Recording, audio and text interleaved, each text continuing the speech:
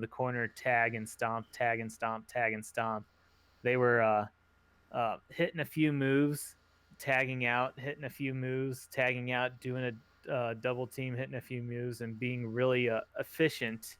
Uh, and it wasn't very awkward. It was just uh, playing off each other really, really well. Again, Morrison hitting some really cool moves, which always I always appreciate. But yeah, Miz and Morrison, and they proved this with the weeks prior where they had singles match against Strowman. Can't win alone, but by throwing rapid shots before Strowman has a chance to block, has a chance to recover, they're able to actually do some damage to him. So it Yeah. wasn't really a squash match. No, it was. Uh, I didn't feel like it was a squash match either. These are there's. I noticed this with Strowman.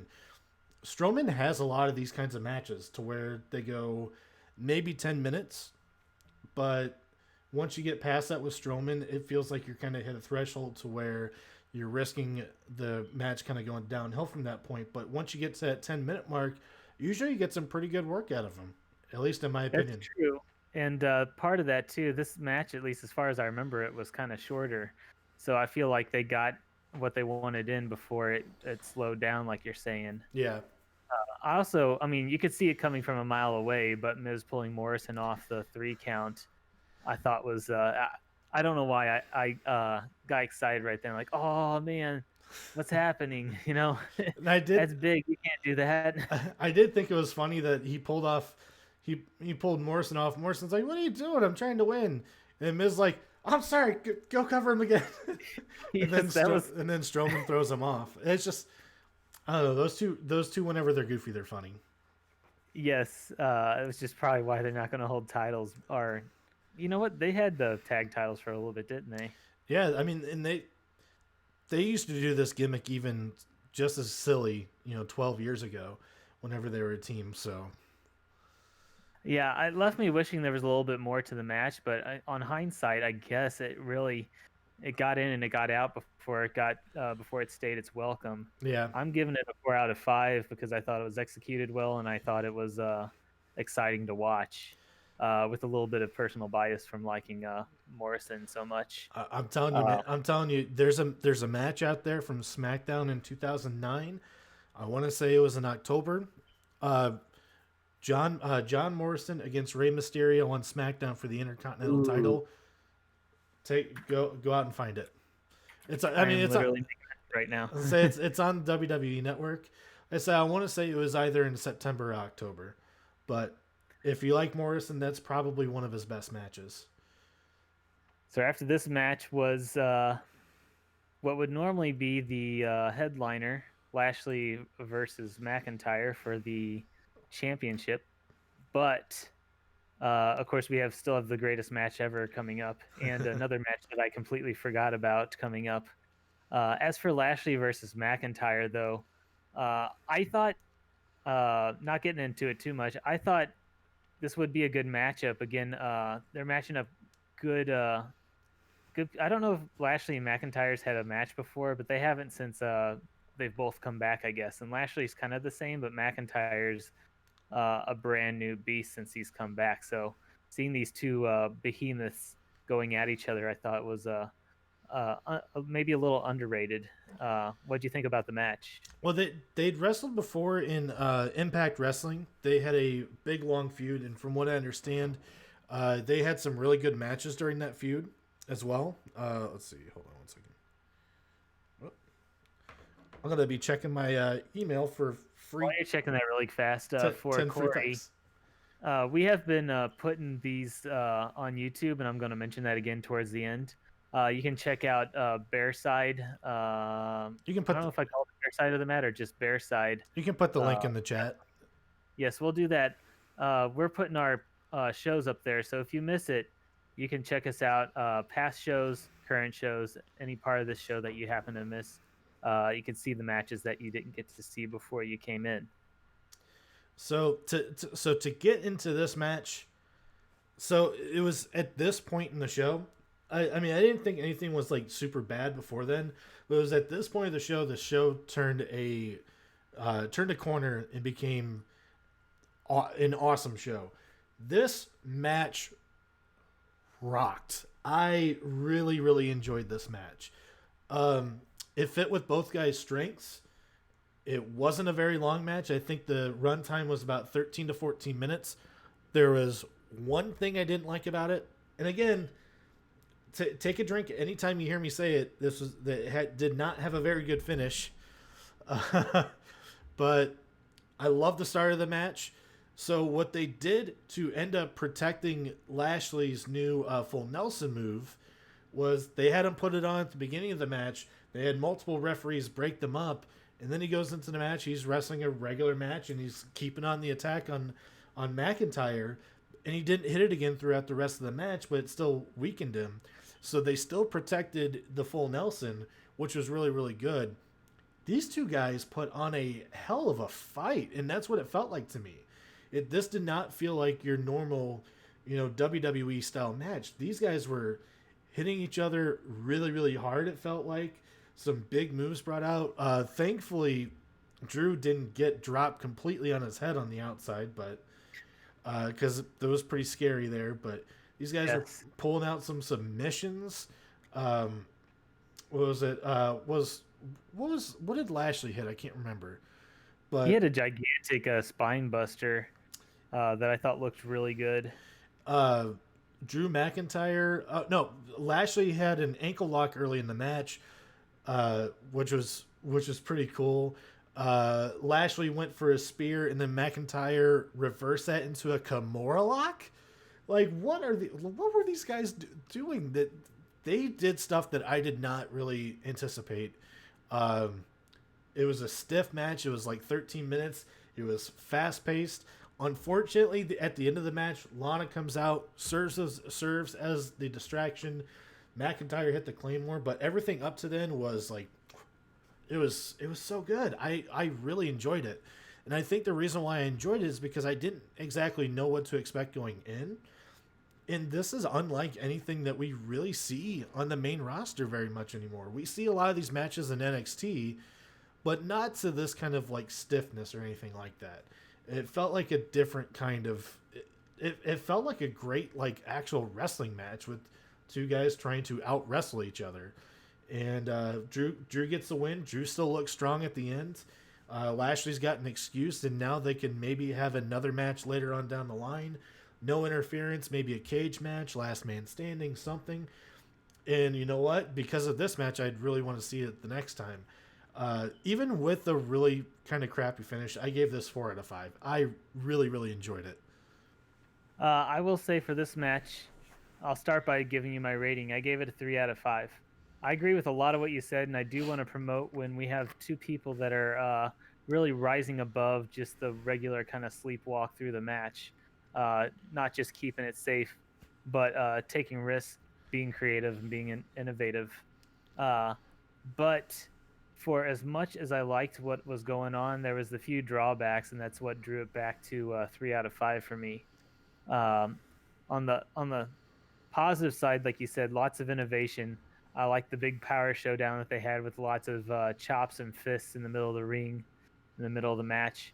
Like I mentioned, Lashley hit a gigantic spine buster. At least that's what they called it. But it was almost like a pop-up power bomb. It just turned out into he turned with it to make it a spine buster instead of a power bomb. Yeah. But Drew got launched like 6 feet into the air and then driven down to the mat, and it looked great. And then Drew hit his spine buster too later on.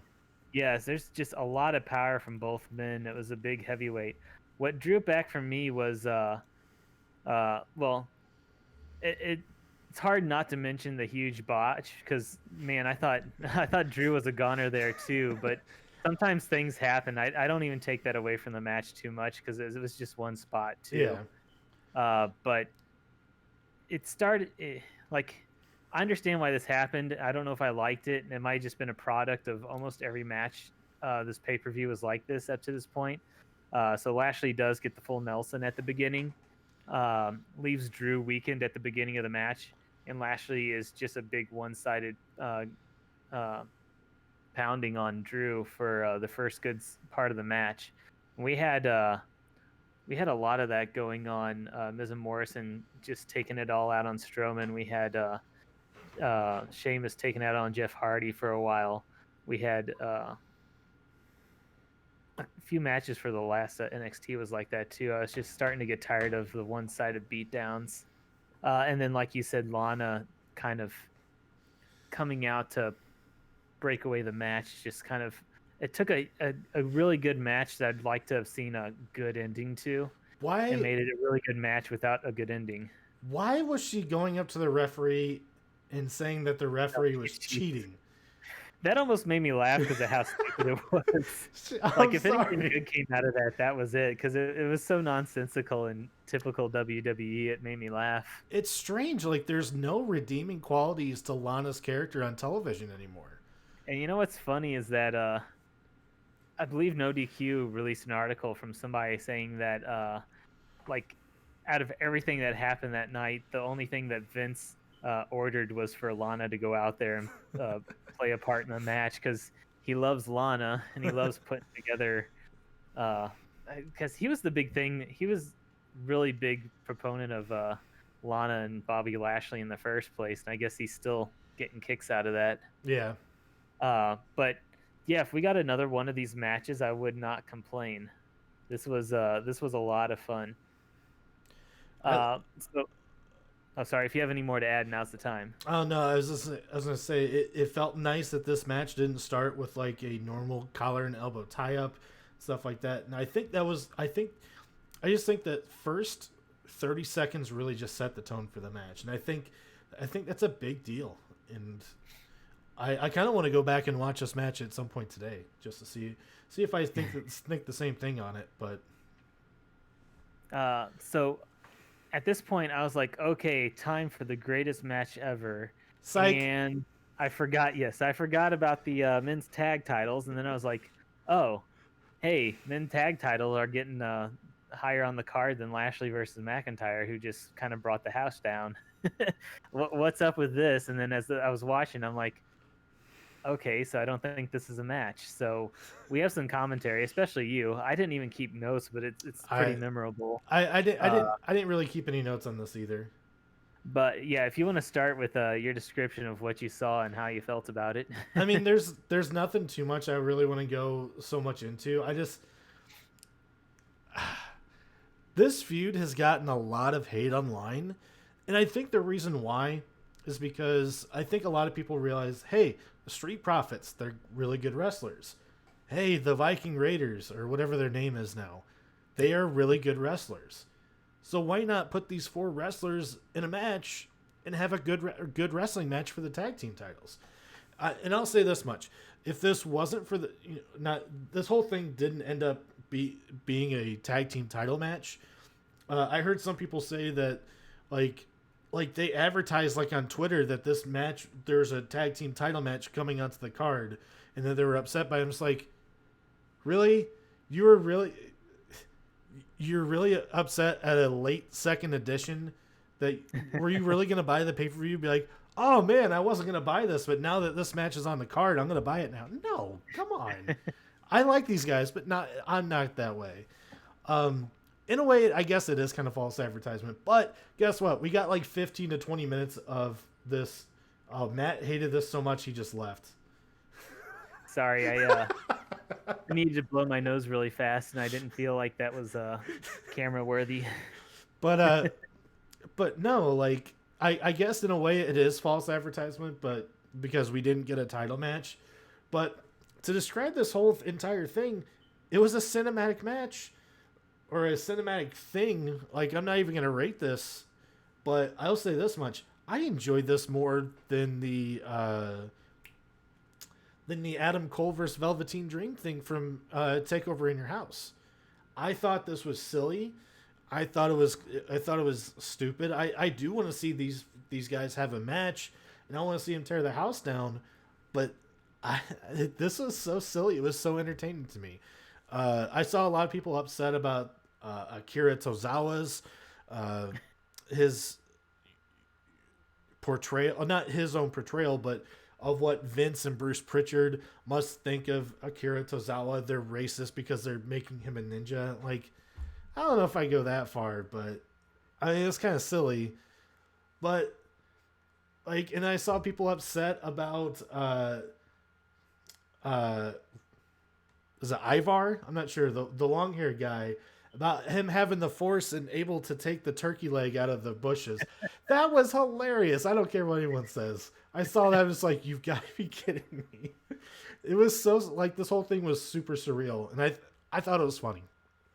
Yeah, I was watching it and I couldn't stop. I don't know if I enjoyed it as much as you, but I did enjoy it, and it was interesting. It was a good breakup between having the world title match and then going into the greatest match ever.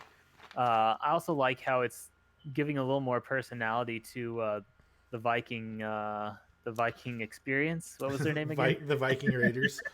The Viking Raiders. Because up until this point, they're just supposed to be badass beat 'em up people. They Yeah. don't really talk much, don't really have much of a personality. They just come out and beat you up. Now they're not silly, but they show that they have some personality. They can have fun. I think them working with the Prophets have been good. I think they have good chemistry.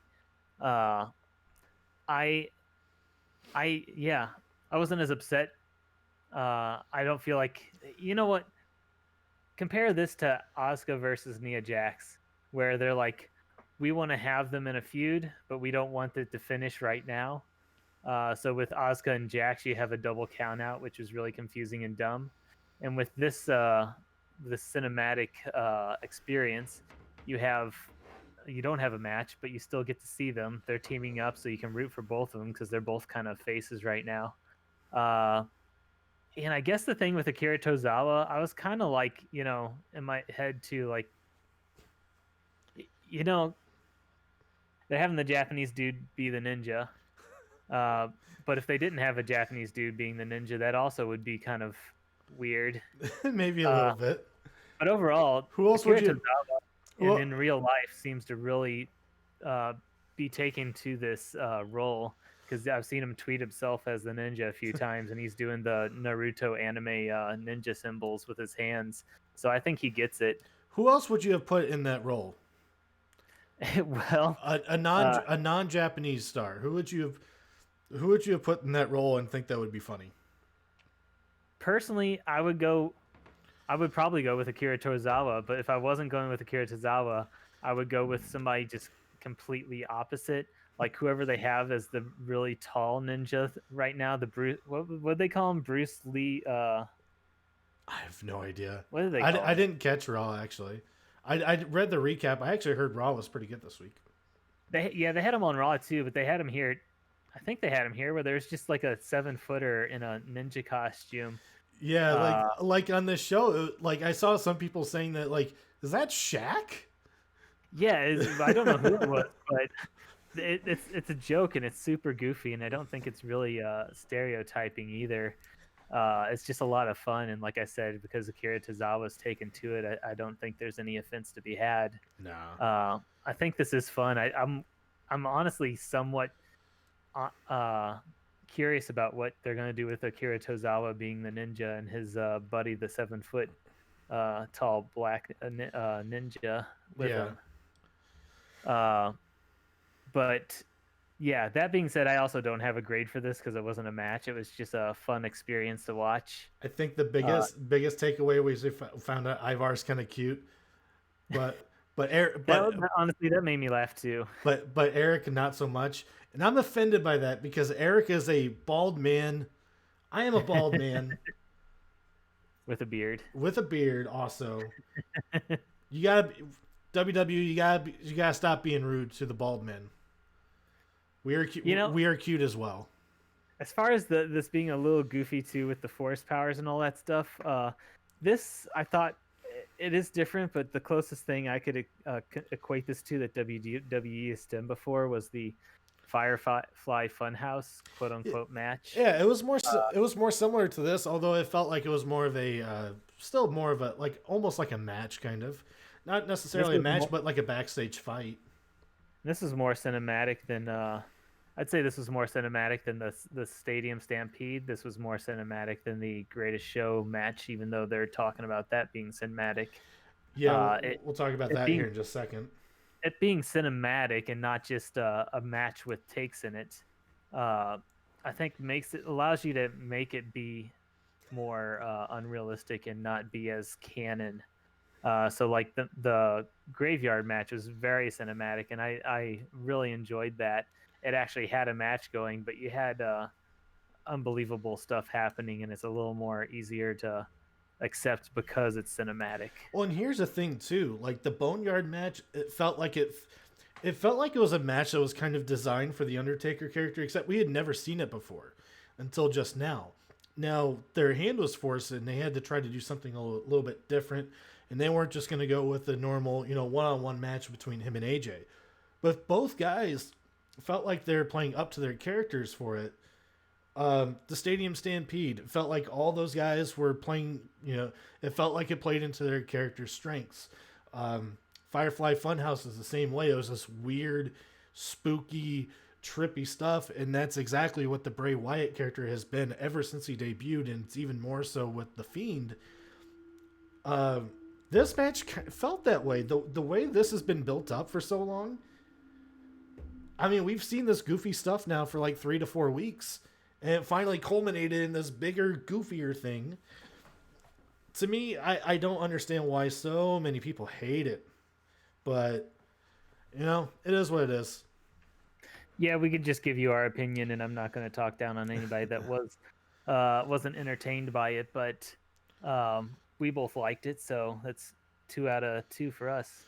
Maybe the women are all scared of Sarah Logan. If you didn't know, I think isn't Sarah Logan, I believe dating, or if not dating, then married to the not so cute one.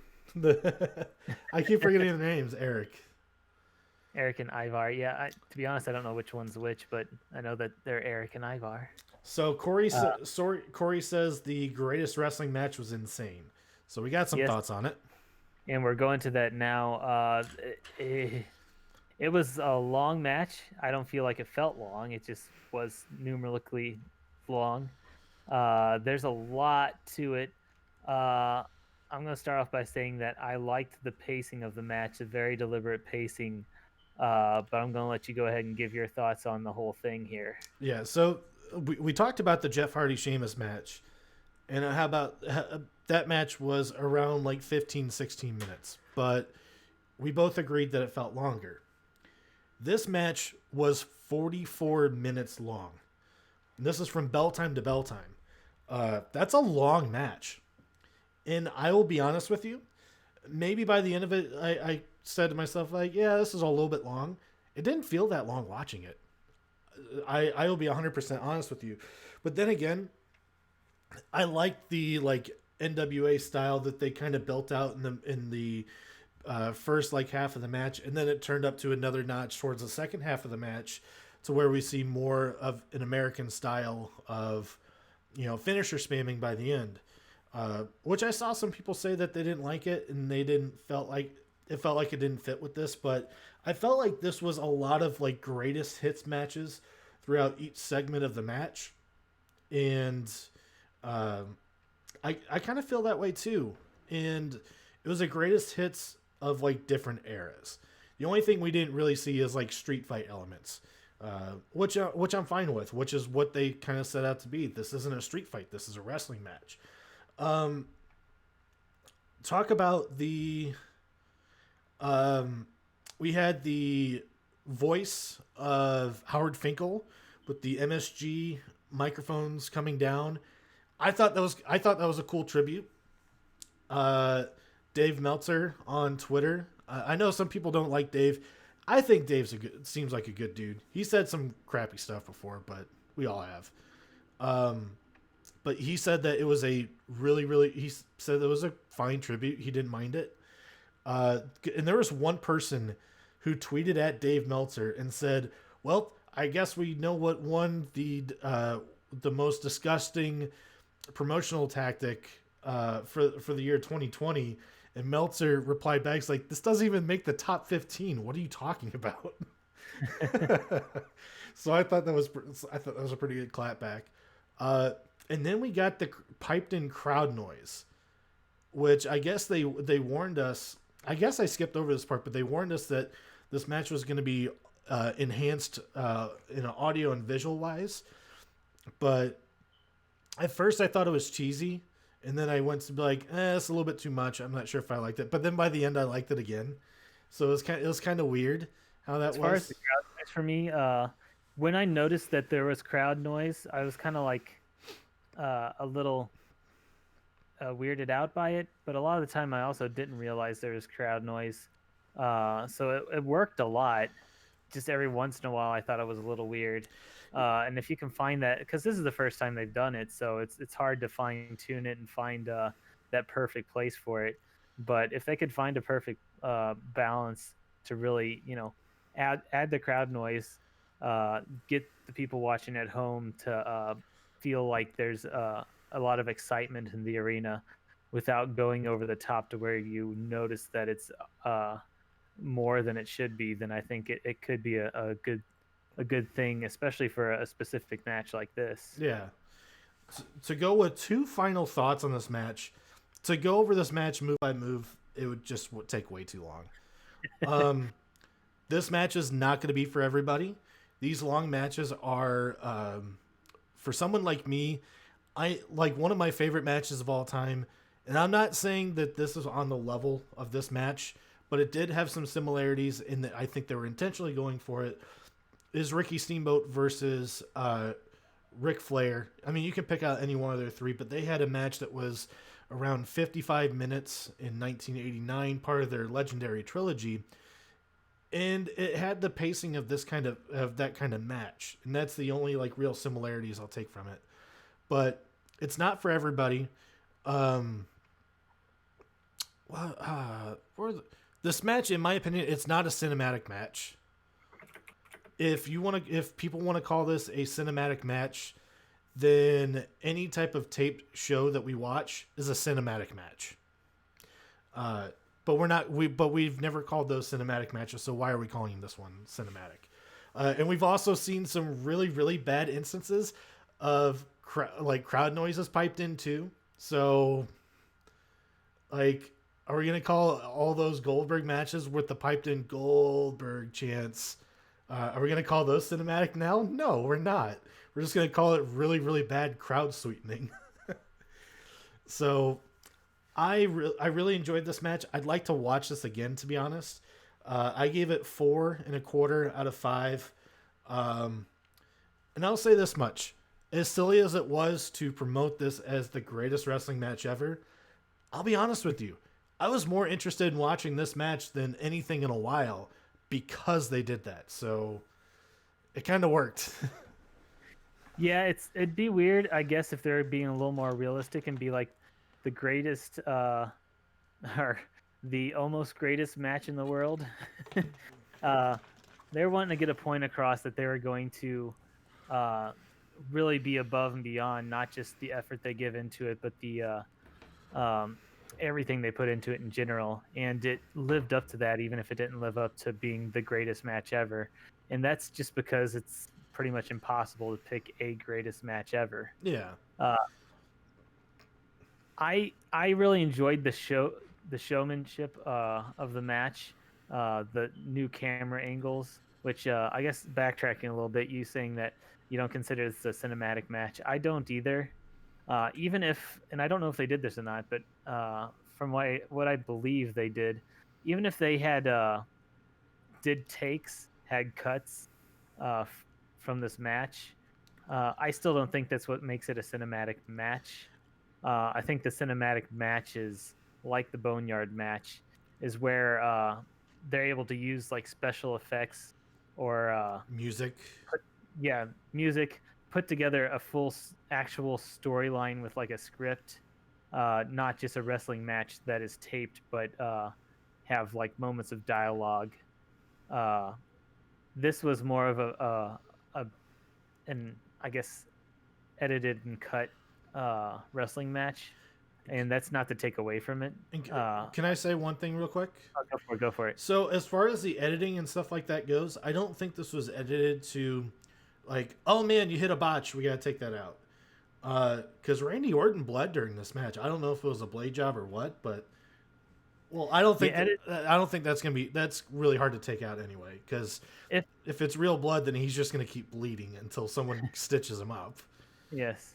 Um, By editing, what I would think and what I meant was if like they had a segment and at the end of the because there were a few different segments where like they tried this out, they tried that out, and then they had a kind of a pause where they stared each other down, and at that moment they might have been like, cut, okay, here's what we're doing for the next segment, get your breath back so you're not tired, and then action. yeah. So uh, what I thought that they were probably doing with their editing was they'd let these guys have a match, but I think there'd be a way they wanted to lay it out.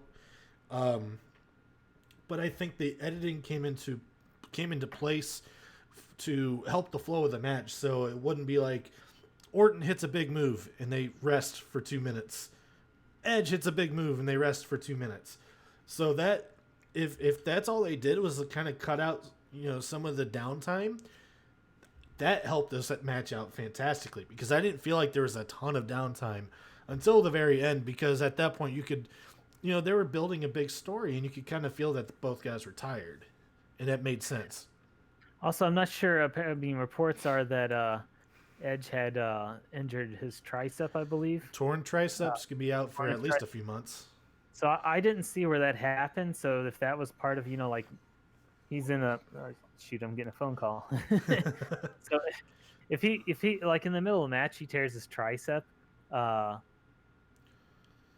and they're still trying to get the match done, I could see that kind of like, we're gonna hit this, and we're gonna do it in a way that's not gonna injure you further. Yeah. So we need to make sure we got a good angle. We need to make sure that we got this edited right, and then we don't want to continue on until we're sure that you're okay.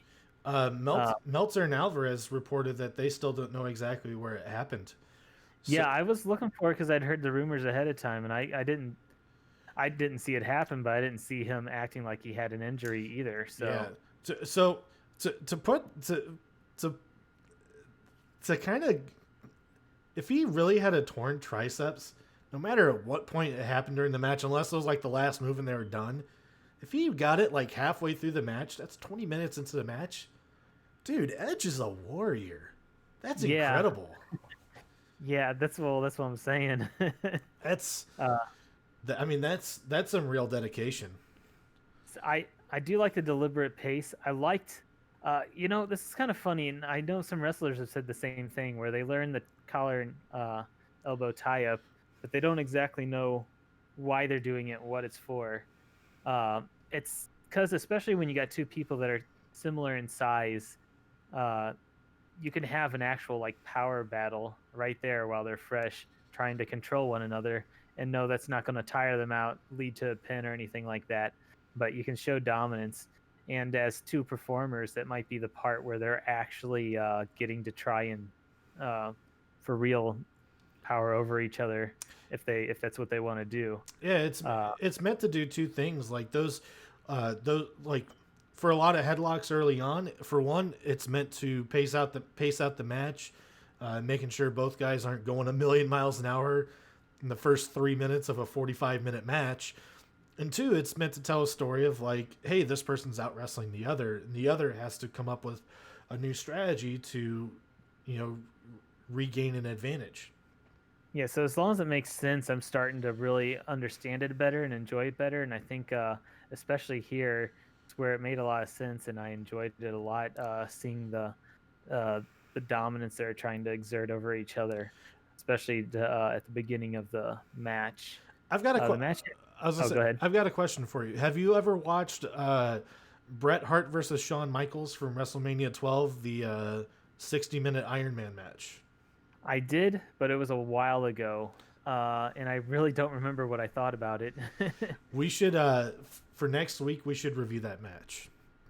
We could do that. Just because, in my opinion, this match was very similar to it. Except two guys just have different move sets. Yes. And Bret Hart didn't hit a pedigree at the end of the match either. Well, we're going to get to that. I liked the back and forth. It was both physically and mentally back and forth. There was a lot of countering going on, and I like seeing counters because it's harder to choreograph it. You have to have really good chemistry and really good timing and really good athletics in general to work counters, like countering spears and countering whatever else they were countering. Yeah. And mentally too, where they're kind of playing mind games with each other. Yeah, they were able to show that a lot. I know Randy Orton commented a lot on having a deliberate match allows you more time to really concentrate on your selling selling the match. Basically, if somebody hits you with something, being able to sell it. Uh, if you're in a submission move, really selling that hurts a lot. If you're laid out on the map, selling that you're knocked out or dead. Yeah. uh, and I think with both of them too, are really doing a good job of showing the pain, the strength that they had to put into it, the pain of being hit, the effort that they were giving it. So a lot of small details like that, I think pulled off very well. I liked the cameras too, were more unique angles and flamboyant angles, and some of them worked. Some of them were kind of weird because I know they did a elbow and collar tie up where the camera was literally below them. I like that particular one because that was so early in the match and it happened. It's like, what the heck is that? It was so jarring. It was so jarring, but it was so cool at the same time because it was different. They also had a superplex where, as it was hitting, somebody was in the ring with the camera running up, similar to how in baseball somebody hits a home run and they have a camera running down the third baseline. Yeah. I thought that was really neat. Not something that needs to be in every single match at all. No, but to see played out for one time. I think I read somewhere that somebody said that Charles Robinson, the referee, had a GoPro connected to his shoe, but I'm not 100% sure if that's correct. That's really interesting. But I mean, that's there. If WWE is trying for something different, they accomplished it, and it was a good different too. Well, I'll say this too, and I'll use Disney as an example. They want to push the envelope, and they find a way to do it. And a lot of times, they pick out things that are either impossible or nearly impossible, and they try to make it work. And a lot of times, it either doesn't work or is really awkward, but there might be something there, and if there is, they try it again, except they rework it to make it a little bit better. Yeah. And the more they rework it, eventually it becomes a normal thing. The XFL pioneered the overhead camera, and that's a regular thing on regular NFL games now. So I do appreciate innovation a lot, and the innovation of this innovations of these matches a lot too. Yeah.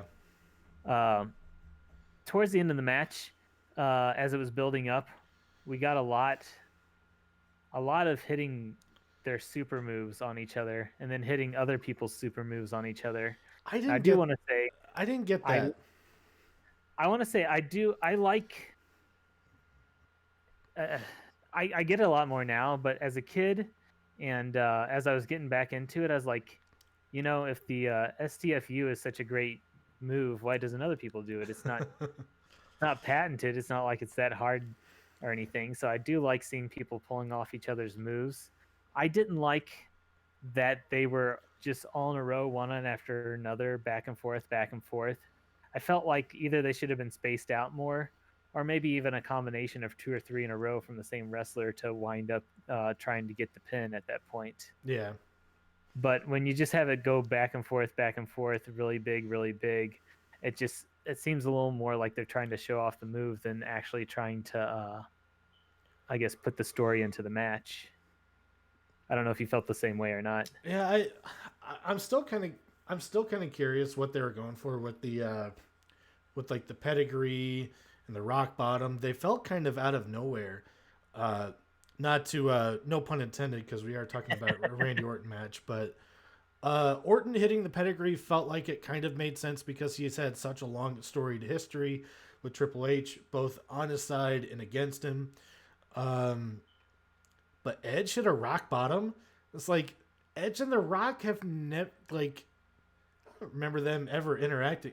It's not like they had like a really big feud or anything. So that one was kind of weird.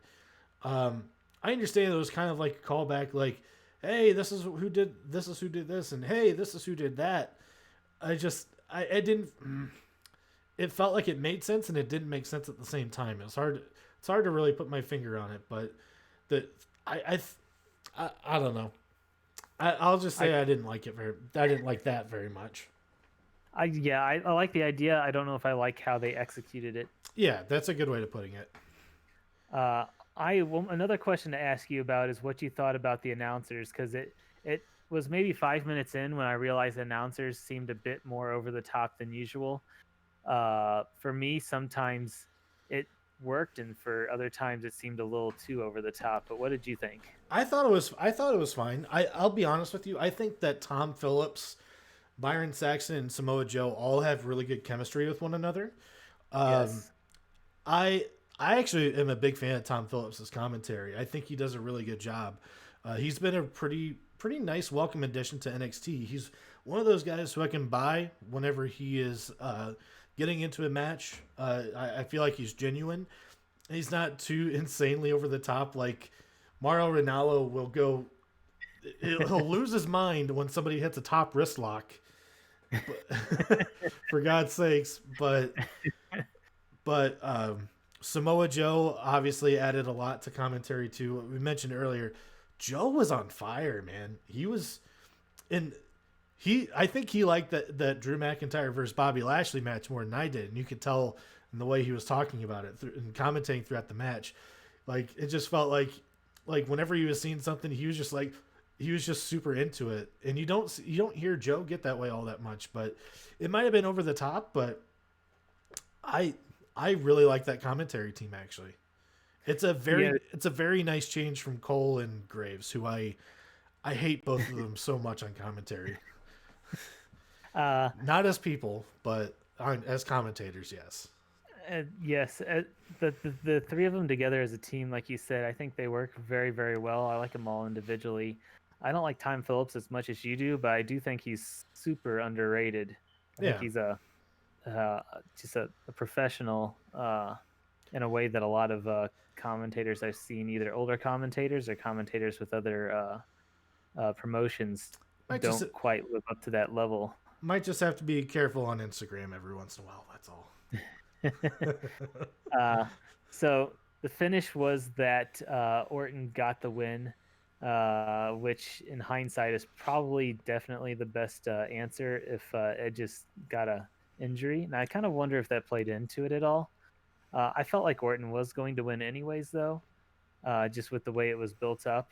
I felt like they're going for a best of three on this.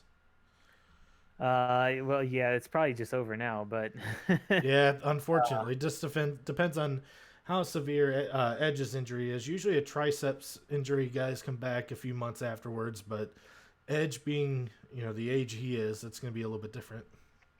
Yeah, we'll have to see, and that would be fun if Orton goes into something else that's kind of a distraction. Edge is able to make a comeback, and we can finish that off at whatever big pay-per-view would be at the time, either SummerSlam or Survivor Series. Yeah. Overall, okay, I gave this personally a 4 out of 5, which would probably be as similar to your 4.25 out of 5 as possible. So I think we're on the same page. Yeah. With this match. It was like, to me, it was really good. It was better than 4 stars, but not quite 4.5 worthy. So, right smack dab in the middle. Is it the greatest wrestling match ever? I mean, if you're asking me, I have to say no, and that's a person. I mean, how can you say the greatest ever without being biased with whatever matches you like? In fact, I'd have to say no match, even if it was in any measure the greatest match ever, would ever be declared so. I mean, first of all, before it even happened, but second of all, right after it happened. Those kind of things have to grow on you. Yeah. They have to be given time to be compared to others. But I would say this is a big step for WWE in general on the in pushing the boundaries for wrestling, pro wrestling, but also for themselves as a company. Instead of sitting back and kind of sleepwalking through all the matches, we got this, which was an experiment, and we got Lashley versus McIntyre, which was just a good match of them pushing each other in a way that we don't get too often on the main roster. Yeah. Do you have a overall grade for the Backlash overall? It's somewhere in between like a C plus and a B minus. The work on the show was really really good. Like a lot of hard work by all the wrestlers. They all did a fine job. Um, God, if some of these matches had better finishes, uh, I'd be thinking way more positively on this show. But as it turns out, also since we are talking about finishes, as bad as a lot of the finishes on this show was, it was awesome to see the punt come back from Randy Orton. Because We've seen that a few times. yeah, because we rarely ever see that, and it's kind of like one of those things where it's been so long since he's done it to where he finally did it, and it's just like whenever it happens, it's like, oh shit, that's the punt. Like he hasn't hit that in so long, and that is one of the best like protected murder death kill moves that WWE really honestly has.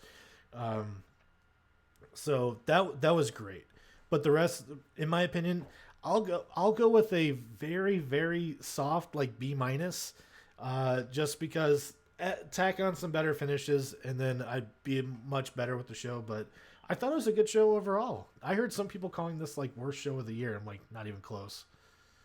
Yeah, well, yeah, definitely not even close. I like to go out of 5, and I guess I'd give this a 3 out of 5, maybe even close to a 4 out of 5 overall. I didn't have huge expectations. I did expect good things from the greatest match ever. And I was surprised by a couple people. Like you said, there were a few too many drawbacks, um, especially with some of the finishes.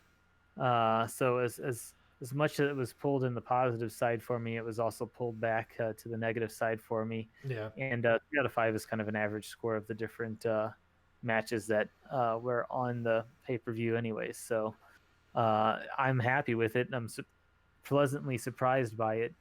And hopefully, what was their next? Is Extreme Rules is next for WWE? I believe Extreme Rules is next, and they unveiled a new photo, a new logo for it. And it looks kind of interesting.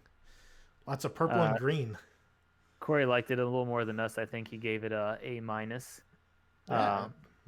But that's good if you enjoyed it. It's very good. So yes, we are going to put this up on YouTube. So check us out on YouTube. If you like what we're doing, give us a subscription, just because it's free and because it helps us know that you guys are watching. If you are watching this on YouTube right now, because this is some point in the future and you're rewatching it or watching it for the first time, feel free to give us a thumbs up if you liked it, because those numbers add up too. And at the same time, be active in the comment section, all that good stuff too. Yes, tell us what you thought about it. I mean, I'm seeing you here on Twitch if you're live, but if you're on YouTube, leave us some comments, because those will hang around for ever, as long as the video's there. So, well, no, go ahead. I was gonna say, so what do we got for next week? We're just gonna be recapping some news. We'll be back on Wednesday on our normal day. Yeah, we probably news, a Wednesday night Wars preview. I believe we could probably find a couple of topics of some sort that we maybe a rankings if we want to rank this or that. We'll have to talk about that off stream, because so far we've had so many pay-per-views to review. We haven't had too many other shows. If you guys have any topics for us, make sure to hit us both up on Twitter. Maybe we'll tweet something out and you guys can reply to that and stuff like that. But we're always willing to listen to ideas on topics to talk about on the show too. Yes, check us out on Twitter, that Matt85 and John Bear. Is it just John Bear or John Bear Gaming? John Bear Gaming on Twitter. Okay, and YouTube as well. On YouTube, we could possibly right now we're just dumping our shows, but it could be a place for if me and John want to do an individual little segment that we might pop stuff up there. So if you're thinking it's just the same thing that you've seen here, chances are you might go there and find one or two little segments that are new and not something that we stream. So it's always a good idea to check that out. We're going to find someone to rate here real quick. We appreciate you guys hanging out with us. Thank you guys so much. Let's hang out with my buddy Old Ball Game. Y'all know Old Ball Game.